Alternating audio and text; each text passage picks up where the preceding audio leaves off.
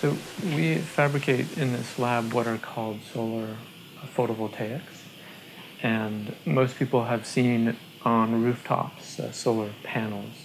And usually they're made out of silicon. They're kind of big and bulky. It turns out that most of the cost in setting up a solar power system is related to the fact that these panels are so heavy and difficult to bring up to the roof and affix to the roof, and sometimes you have to reinforce your roof and all this sort of stuff. So we're trying to make solar panels out of new materials that could potentially be cheaper, flexible, and even more efficient. And so when the technology becomes flexible, you can, in principle, make your solar cells in a warehouse type situation, a factory, and then take an entire gigantic roll and just roll it out on someone's roof in a real simple and easy way. So this, we think, will dramatically improve the availability and the cost of electricity from solar energy. We use a number of different types of semiconducting materials that most people wouldn't think were semiconductors. So the red coloring in your shirt, for example, is it comes from a semiconducting die, and that die can be used in order to produce electrons when light is shining on it. And we also use white paint, which you wouldn't think is a semiconductor, quantum dots, which are little tiny particles of semiconductors, and a certain type of plastic can be used.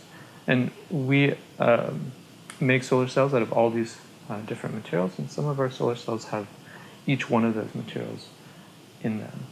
And one of the challenges for us is to understand how the solar cells work. So you need current and you need voltage in order to produce electric power. And the current part is relatively easy. We've made a lot of progress in understanding how current is generated, but voltage still remains a mystery. And in one of our projects in the lab, we have successfully fabricated a cell that produces more voltage than you would expect. And so we're trying to figure out why. I think the entire world should be interested in our research findings. So what's interesting about the energy market is that it's a global market, and energy is bought and sold as a commodity, and same with solar panels. So, for instance, if you are able to bring the cost down of your solar panels and you're selling it on the global market, you can reduce the cost of solar energy everywhere for everyone. And the trick is to be able to bring the cost down below fossil fuels, below the cost of fossil fuels, and thereby making them obsolete. And so I think this is our opportunity to introduce flexible solar into the market and really reduce the cost of solar way below that of fossil fuels. Even today in Texas, solar PV is cheaper than any other form of energy. But we want that to happen everywhere in the world.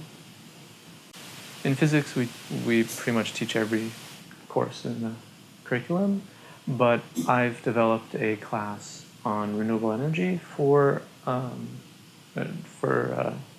all students, not just physics students.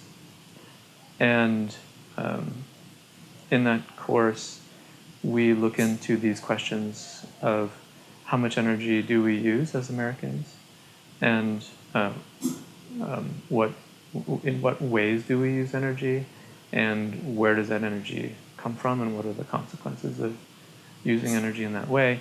And then we also look into what types of renewable energy sources are available, and so we attempt to figure out whether we can live entirely off of renewable energy and completely free of fossil fuels.